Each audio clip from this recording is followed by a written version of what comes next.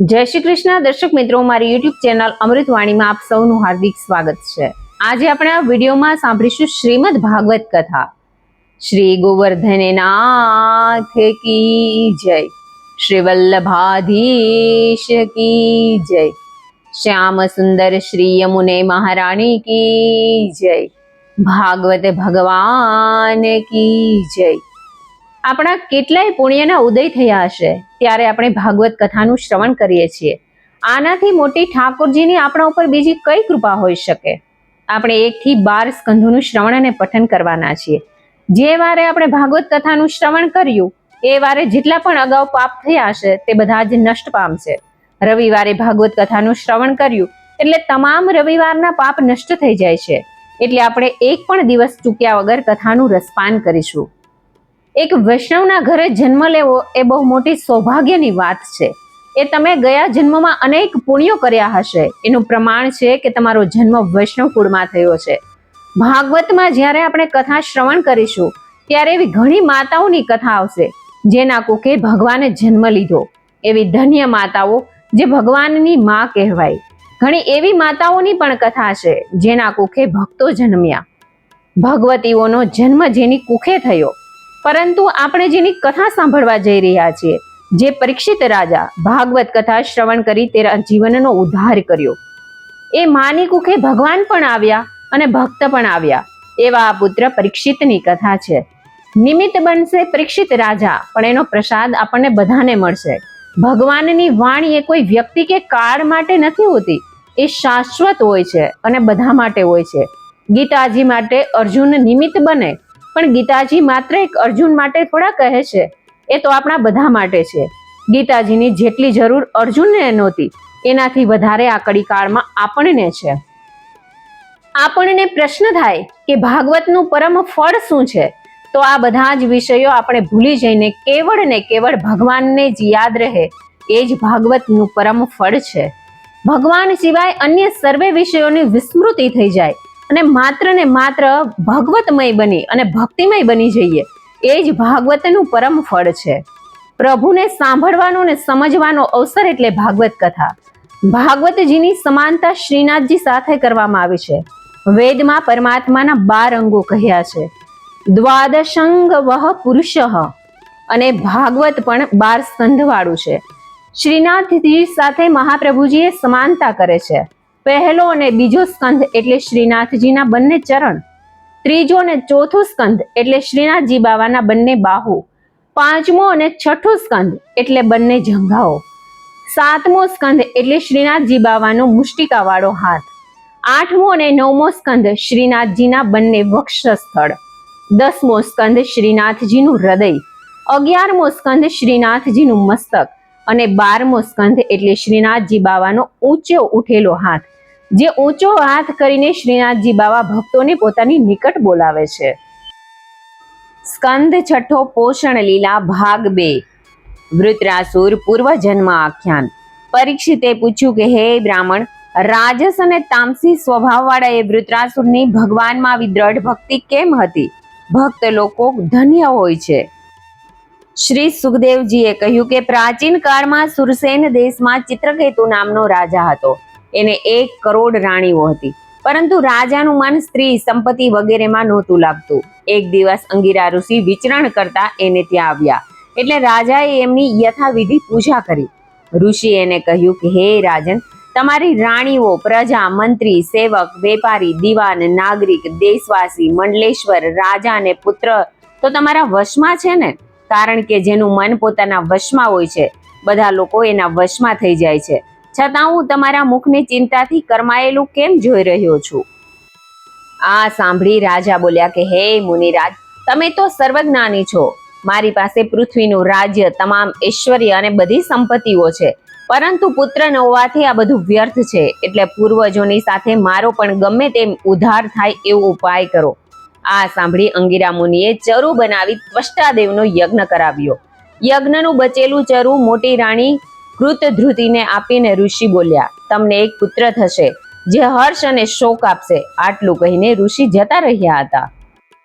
સમય જતા રાણીએ પુત્રને જન્મ આપ્યો। રાજાએ દાન પુણ્ય કર્યા અને પુત્રના જાત કર્મ સંસ્કાર કરાવ્યા। ઘણા કષ્ટો વેઠી પુત્રને જન્મ આપનાર મોટી રાણી કૃતધ્રુતિ ઉપર રાજાનો વિશેષ પ્રેમ જોઈ અન્ય રાણીઓ શોક્યદાજ્યથી સળગી ઉઠી. એમણે રાજકુમારને વિષ આપી દીધું. કૃતધ્રુતિને આની કશી જાણ નહોતી. ઘણા સમય સુધી પણ રાજકુમાર જાગ્યો નહીં. ત્યારે દાસી એને જગાડવા લાગી, પરંતુ એને મરેલો જોઈ રાણીને વાત કરી. પુત્રને મરેલો જોઈ રાણી કરુણ સ્વરમાં વિલાપ કરતી પરમાત્માને કહેવા લાગી કે હે ઈશ્વર, આ તે કેવો ન્યાય છે? માતા પિતાના રહેતા પુત્ર મરી જાય, અમારા ઉપર આવા નિર્દયી શા માટે બનો છો?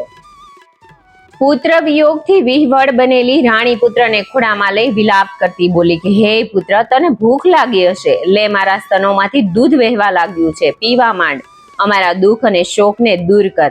રાણીને રડતી જોઈ રાજા પણ રડવા લાગ્યો. બંનેને આવી રીતે વિલાપ કરતા જોઈ બધા સ્ત્રી પુરુષોને ઘણું જ દુઃખ થયું. આ સમાચાર સાંભળી નારદ અને અંગિરા ઋષિ પણ ત્યાં આવી પહોંચ્યા. મૃત બાળક પાસે શોકાતુર રાજાને જોઈ નારદ અને અંગિરા મુનિ બોલ્યા કે હે રાજન, શા માટે શોક કરો છો? શરીર નશ્વર છે, આત્મા નિત્ય છે. કેવળ અજ્ઞાનના કારણે આપણે સંબંધ માની લઈએ છીએ. આ બધી પરમાત્માની માયા છે. એક જન્મનો પુત્ર બીજા જન્મમાં પિતા અને એક જન્મનો પિતા બીજા જન્મમાં પુત્ર થઈ જાય છે. કોઈનો પુત્ર અથવા પિતા હોતો નથી. ઈશ્વર જ રચના અને વિનાશ કરે છે.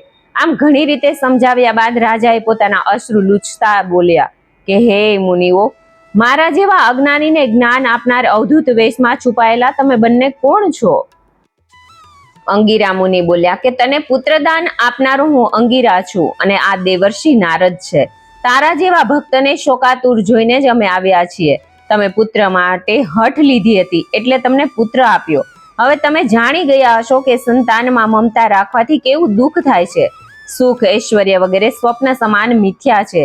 જે લોકો કર્મ વાસનાથી પ્રેરિત વિષયોનું જ ચિંતન કરે છે, એમનું મન અનેક પ્રકારના કર્મોની સૃષ્ટિ કરે છે. આ ઉપદેશ બાદ નારદજી બોલ્યા કે રાજા, સર્વે મોહનો ત્યાગ કરી ચિત્તને પરમાત્મામાં જોડો, એનાથી શંકરષણના દર્શન થશે.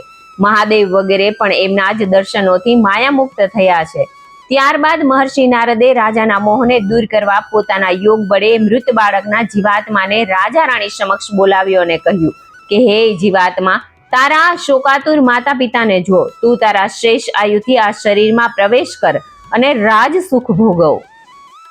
જીવાત્મા બોલ્યો, કર્મોથી અનેક યોનિઓમાં કોણ જાણે કેટલી વાર એ મારા અને હું એમના માતા પિતા બની ગયો છું. ખરીદ વેચાણમાં વસ્તુ એક વેપારીથી બીજા પાસે જાય છે, તેમ જીવ ભિન્ન ભિન્ન યોનિઓમાં ઉત્પન્ન થતો રહે છે. બધા જીવો સાથે આવું જ બને છે. જ્યાં સુધી જીવન છે ત્યાં સુધી સગા સંબંધી છે, પણ મૃત્યુ પછી બધા સંબંધો તૂટી જાય છે. માટે એમણે શોક કરવો જોઈએ નહીં. આટલું કહી જીવાત્મા અંતર્ધ્યાન બની ગયો. શોકનું નિવારણ થતા બધા લોકો સ્નેહ ત્યાગી મૃત શરીરને બાળવા માટે લઈ ગયા. ત્યારબાદ રાજાએ નારદ અને મહર્ષિ અંગિરાને પ્રણામ કર્યા. નારદજીએ તેને મહાવિદ્યાનો ઉપદેશ આપ્યો. નારદજી બોલ્યા કે ઓમકાર સ્વરૂપ હે ભગવાન વાસુદેવ, પ્રદ્યુમન સ્વરૂપમાં હું તમને પ્રણામ કરું છું. તમે પરમાનંદ રૂપ છો. આ સમસ્ત વિશ્વ તમારું જ રૂપ છે, તમારામાં જ સ્થિત છે અને તમારાથી જ પેદા થઈ તમારામાં જ વિલીન થઈ જાય છે. મન, બુદ્ધિ, ઇન્દ્રિયો તમારા પાર પામી શકતા નથી. તમને પ્રણામ છે. આ ઉપદેશ આપી બંને ઋષિ બ્રાહ્મણો જતા રહ્યા. ત્યાર પછી રાજા ચિત્રકેતુએ માત્ર જળાહાર લઈ નારદજીને આપેલી વિદ્યા 7 દિવસ સુધી ગ્રહણ કરી. એ વિદ્યાધરોના રાજા બન્યા અને મનની ગતિથી ભગવાન શેષની શરણમાં પહોંચી સ્તુતિ કરવા લાગ્યા કે હે પ્રભુ, તમે ભક્તોના વશમાં છો અને એમની ઉપર દયા કરો છો. જગતની ઉત્પત્તિ, પાલન, સંહાર તમારું જ કાર્ય છે. તમારા દર્શનથી હું ધન્ય બન્યો. ભગવાન બોલ્યા કે હે રાજન, નારદ અને અંગિરાના ઉપદેશના પ્રભાવથી મારા દર્શન કરી તમારા મનોરથો પૂર્ણ થઈ ગયા. બધા પ્રાણી મારું જ સ્વરૂપ છે. એમને હું જ ઉત્પન્ન કરું છું. બધા પ્રાણી સુખ પ્રાપ્ત કરવા તથા દુઃખ દૂર કરવા માટે કર્મ કરે છે, છતાં પણ એમને સુખ મળતું નથી. બધા કર્મોને દુઃખરૂપી સમજી વિષય મુક્ત બનો, જ્ઞાની બનો, મારા ભક્ત બનો. આ જ જ્ઞાનથી તમે સિદ્ધ બની જશો. આટલું કહી ભગવાન શેષ અંતર્ધ્યાન બની ગયા. શેષજીને નમસ્કાર કરી રાજા ચિત્રકેતુ મંત્ર વિદ્યાના પ્રભાવથી ઈચ્છા અનુસાર આકાશમાં ઉડવા લાગ્યા અને ઈશ્વરનું ગુણગાન કરતા હિમાલયની ગુફાઓમાં ફરવા લાગ્યા. એક દિવસે વિષ્ણુના આપેલા વિમાનમાં બેસી વિચરણ કરી રહ્યા હતા. ત્યારે મુનિઓની સભામાં તેમને પાર્વતીને ખોળામાં બેઠેલા અને આલિંગન કરતા શિવના દર્શન થયા. ચિત્રકેતુ હાસ્ય કરતો ઊંચા સ્વરમાં કહેવા લાગ્યો, અરે આ તો જગતગુરુ અને ધર્મના સાક્ષી છે, છતાં પણ મુનિઓની સભામાં પત્નીને ગળે લગાવીને નિર્લજની જેમ બેઠા છે. એની આ વાત સાંભળી શિવ તો ચૂપ રહ્યા, પરંતુ પાર્વતી ક્રોધિત બનીને બોલ્યા, એવું લાગે છે કે તું દંડને પાત્ર છે. બ્રહ્મા વગેરે પણ ધર્મનું રહસ્ય જાણતા નથી, એટલે જ તેઓ ધર્મ મર્યાદાનું ઉલ્લંઘન કરવા વાળા શિવને આવું કામ કરવાથી નથી રોકતા. બ્રહ્મા, વિષ્ણુ વગેરે મોટા મોટા દેવતા પણ જેમના ચરણ કમળોનું ધ્યાન કરે છે, એવા મંગળોનું પણ મંગળ કરનાર સાક્ષાત જગતગુરુ ભગવાન શિવનો આ ઘમંડી અને મૂર્ખ ક્ષત્રિયે તિરસ્કાર કર્યો છે. તારા જેવો નીચ વૈકુંઠમાં રહેવાને યોગ્ય નથી. ઓ દુષ્ટ, હું તને શાપ આપું છું કે તું અસુર કુળમાં જા. શાપ સાંભળી ચિત્રકેતુ વિમાનમાંથી નીચે ઉતર્યો અને પાર્વતીના ચરણોમાં પડી પોતાના અપરાધની ક્ષમા માંગવા લાગ્યો. ત્યારબાદ એ વિમાનમાં બેસી આકાશમાં જતો રહ્યો. આ જોઈ ભગવાન શિવે હાસ્ય કરતા પાર્વતીને કહ્યું કે હે દેવી, તમે હરિના ભક્તોનો પ્રભાવ જોઈ લીધો. હરિની ભક્તિમાં ડૂબેલા રહેનારને કોઈનો ભય નથી હોતો. તેઓ સ્વર્ગ નરક દ્વારા સુખ દુઃખ વગેરેને સમાન સમજે છે. એમને કોઈ ઈચ્છા નથી હોતી. ચિત્રકેતુ ભગવાનનો ભક્ત છે. શિવજીની વાતો સાંભળી પાર્વતી શાંત બની ગયા. ચિત્રકેતુ પણ પાર્વતીને સામે શાપ આપી શકતો હતો, પરંતુ એ સાચો સાધુ હતો. એણે શાપને ગ્રહણ કરી લીધો, પરંતુ બદલામાં શાપ આપ્યો નહીં. એ જ ચિત્રકેતુ વિદ્યાધર બીજા જન્મમાં વૃત્રાસુર બન્યો. આ જન્મમાં પણ તે જ્ઞાન સંપન્ન અને વિદ્યા સંપન્ન હોય અંતકાળે પરમાત્મામાં ચિત્તને સ્થિર કરી શક્યો. દીતિ અદિતિ સંતતિ વર્ણન. શ્રી સુખદેવજી બોલ્યા કે હે પરીક્ષિત, હવે હું અદિતિના પુત્ર સવિતાની પત્ની પૃથ્વીના ગર્ભથી ઉત્પન્ન થયેલા સંતાનો વિશે જણાવું છું. સાવિત્રી, વ્યાહતી અને ત્રયી 3 પુત્રીઓ અને અગ્નિહોત્ર, પશુયાગ, સોમયાગ, ચાતુર્માસ્ય અને પંચમહાયજ્ઞ 5 પુત્રો પેદા થયા. ભગની પત્ની સિદ્ધિને મહિમાન, વિભુ અને પ્રભુ 3 પુત્ર અને આશીષ નામની પુત્રી થઈ. ધાતાને 4 પત્નીઓ હતી, કુહુ, સિનીવાલી, રાકા અને અનુમતિ. સિનીવાલીથી દર્શ નામક પુત્ર થયો, કુહુથી સાય નામક પુત્ર, રાકાથી પ્રાતઃ અને અનુમતિથી પૂર્ણમાસ ઉત્પન્ન થયો. ધાતાના નાના ભાઈ વિધાતાની પત્ની ક્રિયાથી પુરુષ્ય નામક 5 અગ્નિઓ ઉત્પન્ન થઈ.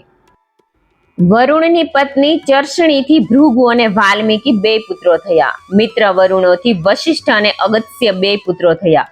મિત્રની પત્ની રેવતીથી ઉત્સર્ગ, અરિષ્ટ અને પીપલ નામના 3 પુત્રો થયા. દેવરાજ ઇન્દ્રની પત્ની પુલોન્મદીની સચી હતી, જેનાથી જયંત, ઋષભ અને મિઢવાન એમ 3 પુત્રો થયા. વામનથી બૃહશ્લોક તથા બૃહશ્લોકથી સૌભગનો વગેરે પુત્ર થયા. કશ્યપની બીજી પત્ની દીતિથી હિરણ્યાક્ષ અને હિરણ્યકશ્યપ એ 2 પુત્ર થયા. હિરણ્યકશ્યપની પત્ની કયાધુથી સહલાદ, અનુહલાદ, હલાદ અને પ્રહલાદ 4 પુત્ર અને સિંહિકા નામની પુત્રી થઈ. સિંહિકા સાથે વિપ્રચિતિનો વિવાહ થયો. એમનો પુત્ર રાહુ હતો. સહલાદની પત્ની કૃતિથી પુત્ર પંચજન્ય થયો. હલાદની પત્ની ધમનીથી ઇલવલ અને વાતાદી 2 પુત્રો થયા. અનુહલાદની પત્ની શુમ્રિયાથી વાષ્કલ અને મહિષાસુર 2 પુત્ર થયા. પ્રહલાદનો પુત્ર વિરોચન હતો. વિરોચનનો પુત્ર બલિ હતો અને બલિથી બાણાસુર વગેરે 100 પુત્રો થયા. કશ્યપની પત્ની દીતિથી 39 મરુત પેદા થયા. એમને ઇન્દ્રના દેવગણોમાં સ્થાન મળ્યું. આ સાંભળી આશ્ચર્ય પામતા પરીક્ષિતે પૂછ્યું કે હે મુનિશ્રેષ્ઠ, મરુતોએ એવું તે ક્યું સત્કર્મ કર્યું હતું કે દૈત્ય સ્વભાવવાળા ઇન્દ્ર દ્વારા દેવતા બની ગયા? આ પ્રશ્નના ઉત્તરમાં શ્રી સુખદેવજી બોલ્યા કે હે પરીક્ષિત, ભગવાન વિષ્ણુએ ઇન્દ્રનો પક્ષ લઈ દીતિના બંને પુત્રો હિરણ્યકશિપુ અને હિરણ્યાક્ષને મારી નાખ્યા. ત્યારે શોકાકુળ બનેલી દીતિ ક્રોધની આગમાં સળગવા લાગી કે ઇન્દ્રને કેવી રીતે મારવો, એટલે ઇન્દ્રને મારનાર પુત્રની ઈચ્છા કરવા લાગી. એ સેવા, શુશ્રૂષા અને ભક્તિથી કશ્યપને વશમાં કરવા લાગી. પ્રસન્ન બની કશ્યપ બોલ્યા કે હે પ્રિય, હું તારાથી પ્રસન્ન છું. બોલ, તું શું ઈચ્છે છે? પતિવ્રતા સ્ત્રીઓ પતિને ભગવાન માની એમની સેવા કરે છે.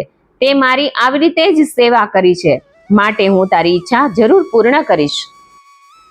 આ સાંભળી દીતિ બોલી કે હે બ્રાહ્મણ, ઇન્દ્રે મારા બંને પુત્રોને મારી નાખી મને પુત્ર વિહોણી કરી નાખી છે.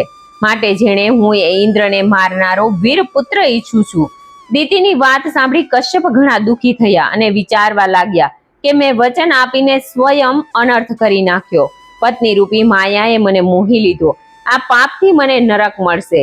ઓહો, આ સુંદર મુખવાળી, મધુર ભાષી તથા છરી સમાન હૃદયવાળી સ્ત્રીઓના કરતૂત કોણ જાણી શકે છે?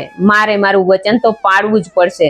હું એને પુત્ર અવશ્ય આપીશ, પરંતુ ઇન્દ્ર મરશે નહીં, કારણ કે એ મારવા યોગ્ય નથી. કશ્યપ મુનિ બોલ્યા કે હે ભદ્રે, તું 1 વર્ષ સુધી પુંસ્વન વ્રત કર. એમાં થોડી પણ અસાવધાની ન થાય તે જોજે. આ વ્રતના પ્રતાપે તને મનગમતો પુત્ર પ્રાપ્ત થશે. જો થોડી પણ ગફલત થશે તો તારો પુત્ર દેવતાઓનો મિત્ર બની જશે. દીતિ ખુશ થતા બોલી કે હે સ્વામી, હું શ્રેષ્ઠ રીતે વ્રતનું પાલન કરીશ. મને એની વિધિ બતાવો.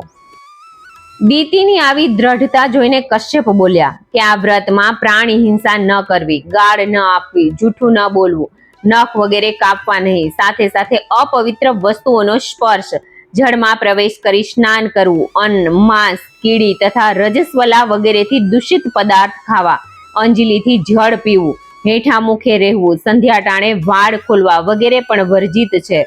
ભોજનમાં પહેલા ગૌ, બ્રાહ્મણ, લક્ષ્મી, ગોવિંદ વગેરેની પૂજા કરવી. પતિની પૂજા કરી હરિનું ધ્યાન કરતા પતિનું તેજ પોતાના ગર્ભમાં છે એવી ભાવના કરવી.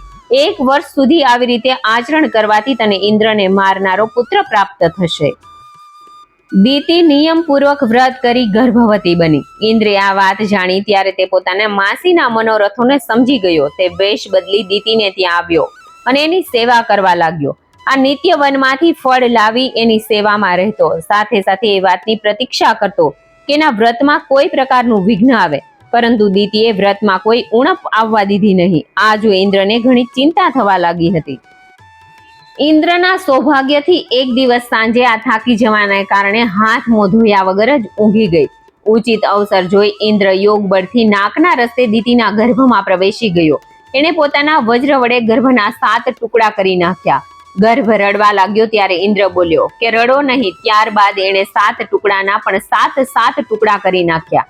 ત્યારે એ ટુકડા બોલ્યા કે હે ઇન્દ્ર, અમે તમારા ભાઈ છીએ, તો અમને કેમ મારો છો? ત્યારે ઇન્દ્ર બોલ્યો કે જો તમે મારા ભાઈ છો તો ડરો નહીં. હરિકૃપાથી દીતિનો ગર્ભ 49 ટુકડામાં વહેંચાઈ જવા છતાં પણ નષ્ટ થયો નહીં. ઇન્દ્રે એમને મરુદગણ નામના દેવતા બનાવી દીધા. દીતિ જ્યારે મોહ નિંદ્રામાંથી જાગી ત્યારે તેણે ઇન્દ્રની સાથે અગ્નિ જેવી તેજ કાંતિવાળા એ પુત્રને જોયા. ઇન્દ્રને કહેવા લાગી કે મેં દેવતાઓને ભયભીત કરનાર પુત્ર માટે વ્રત કર્યું હતું. એ ગર્ભ 49ની સંખ્યામાં કેવી રીતે બની ગયા? હે ઇન્દ્ર, જે હોય તે સત્ય કહી દો. ઇન્દ્રે સત્ય વાત જણાવી દીધી અને બોલ્યા કે આ બધું ભગવાનની કૃપાનું ફળ છે. આમ કહી તેમણે દીતિની ક્ષમા માંગી. ત્યારે દીતિએ કહ્યું કે હે ઇન્દ્ર, તમે એમની રક્ષા કરો. દીતિને પ્રણામ કરી ઇન્દ્રએ મૃદગણોને પોતાની સાથે લઈને સ્વર્ગમાં જતા રહ્યા. પુંસ્વન વ્રત વિધિ. પરીક્ષિત બોલ્યા કે હે બ્રાહ્મણ, તમે ભગવાન વિષ્ણુને પ્રસન્ન કરનાર પુંસ્વન વ્રત વિશે જણાવ્યું, તો એ વ્રતની વિધિ વિસ્તારથી બતાવો. શ્રી સુખદેવજી કહેવા લાગ્યા કે હે પરીક્ષિત, આ વ્રત બધા મનોરથો પૂર્ણ કરનાર છે. સ્ત્રીએ પતિની યાજ્ઞા લઈ માર્ગશીર્ષ શુક્લ પ્રતિપદાથી પ્રારંભ કરવું. પહેલા મરુદગણોની કથા સાંભળી બ્રાહ્મણના આશીર્વાદ લેવા. નિત્ય સ્નાન કર્યા બાદ સફેદ વસ્ત્રને આભૂષણ ધારણ કરવા. પ્રાતઃ કાળે વિષ્ણુના વાહનની પૂજા કરવી. ઓમ નમો ભગવતે મહાપુરુષાય વગેરે મંત્રોથી ભગવાનની 16 પૂજા કરવી. આ જ મંત્રથી ખીરની 12 આહુતિઓ આપી પુનઃ એનો જ 10 વાર જાપ કરવો. ત્યારબાદ ભગવાનને પ્રાર્થના કરવી કે હે લક્ષ્મીપતિ, હે ભગવાન વિષ્ણુ, તમે 3 લોકને વરદાન આપનાર છો, અમારી ઈચ્છા પૂર્ણ કરો. ત્યારબાદ શ્રદ્ધાથી ભગવાનની સ્તુતિ કરવી.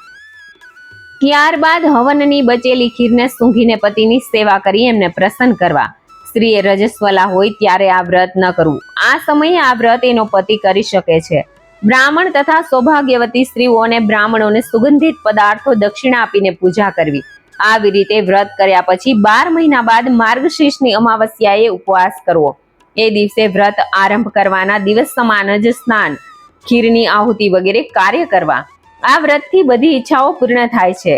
કન્યા આ વ્રતને કરે તો એને યોગ્ય વર મળે છે. વિધવા કરે તો એને સદગતિ મળે છે. સંતાનહીન સ્ત્રીને એનાથી સંતાન મળે છે તથા ગદ્રુપી સ્ત્રી રૂપવતી બની જાય છે. આ જ મરુદગણોના જન્મની કથા છે.